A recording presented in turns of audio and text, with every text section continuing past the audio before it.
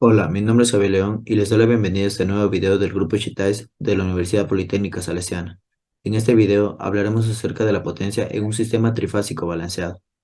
Para analizar y determinar la potencia en un sistema trifásico balanceado, primeramente se recordará las diferentes potencias que se presentan en una carga monofásica, ya que tales conceptos son los mismos para una carga trifásica. Potencia instantánea es la potencia en cualquier instante del tiempo, o matemáticamente se puede escribir así. Potencia promedio. Es el promedio de la potencia instantánea a lo largo de un periodo, esto es, donde el argumento de la función trigonométrica coseno es la diferencia entre las fases de la tensión y corriente. Potencia aparente. Es el producto de los valores RMS de la tensión por la corriente. De la potencia promedio se deriva el factor de potencia, que se define como el cociente entre la potencia promedio y la potencia aparente, esto es. Por otro lado, tenemos la potencia reactiva, que se define como el producto de los valores RMS de la tensión por la corriente y por el seno del ángulo de la impedancia. Finalmente, la potencia compleja es el producto del fasor de la tensión RMS y el conjugado complejo del fasor de la corriente RMS. La potencia compleja contiene todas las potencias mencionadas anteriormente, y en base a esto se puede graficar el triángulo de potencias.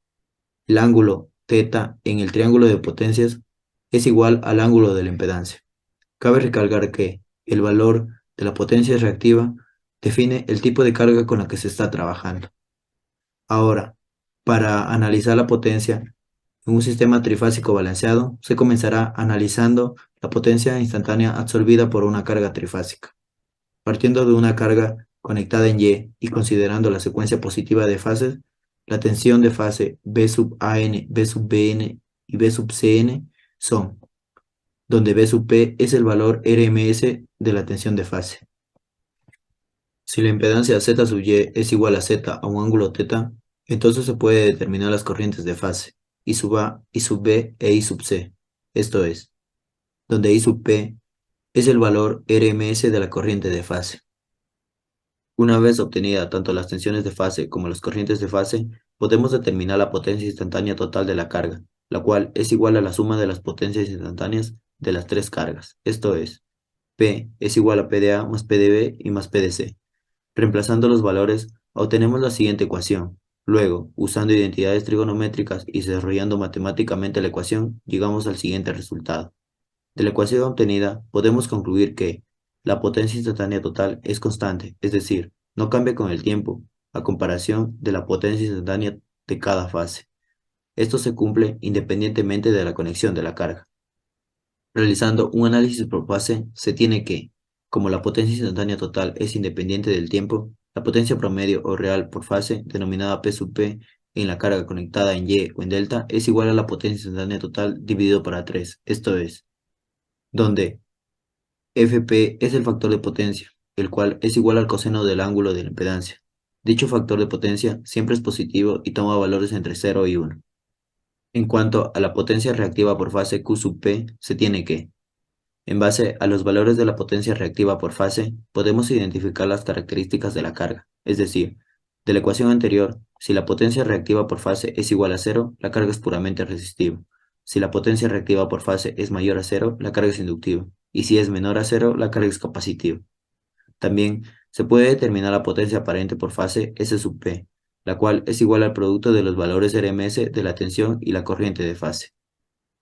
Finalmente, tenemos la potencia compleja por fase, la cual contiene todas las potencias mencionadas anteriormente. Dicha potencia compleja por fase es igual al producto del fasor de la tensión de fase y la conjugada del fasor de la corriente de fase.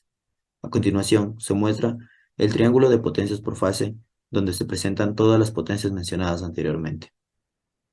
Ahora, para la carga trifásica, la potencia promedio total es la suma de las potencias promedio en las fases, o 3 veces la potencia promedio por fase, esto es. Esta potencia promedio total se puede expresar en función de las magnitudes de la tensión de línea y la corriente de línea. De la ecuación anterior, se obtiene el factor de potencia de la carga trifásica, el cual es igual al coseno del ángulo θ de la impedancia. De igual manera, para la carga trifásica, la potencia reactiva total es igual a 3 veces la potencia reactiva por fase. Esta potencia reactiva total se puede expresar en función de la magnitud de la tensión de línea y la corriente de línea. Finalmente, para la carga trifásica, la potencia compleja total se puede expresar en función de la magnitud de línea y la corriente de línea, como se muestra a continuación.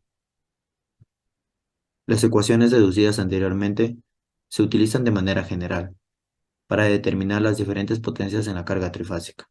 Sin embargo, se debe tener en cuenta el tipo de conexión, ya que, si la carga está conectada en Y, la magnitud de la corriente de línea es igual a la magnitud de la corriente de fase, y la magnitud de la tensión de línea es igual a raíz de 3 veces la magnitud de la tensión de fase.